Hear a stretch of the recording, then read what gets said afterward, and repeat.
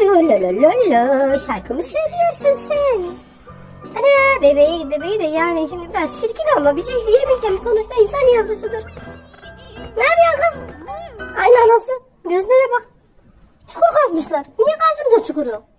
Geliyor mu? Hala geliyor. İnanamıyorum. Oğlum koşu yarışında değiliz. Teyze git lan. Aha orada bir şey var. Bir de bu parmağınız acımıyorsa baş parmağımız var ya bizim baş parmağımız. Aşağıda bir tane like var. Beğenme işareti biliyor musunuz? Bilmeyenler. Orada bir tane beğenme işareti var ya. Oraya küçük bir beğen işaretine basar mısınız? Ben bu kadar konuşuyorum bak sesim kısıldı. Ne diyorum? Abone olan, beğenen herkese teşekkür ediyorum. Ve oyuna devam ediyoruz. Hadi git sen tuzağına düş şimdi. Aa bebeği oturmuş oraya. Ne yiyor? Yumurta yiyor. Sağlıklı kızcağız biliyor neyin sağlıklı olduğunu. Gel teyzeciğim. Aha düştü. Sen de fırlat annenin kafasına yumurtayı. Oh.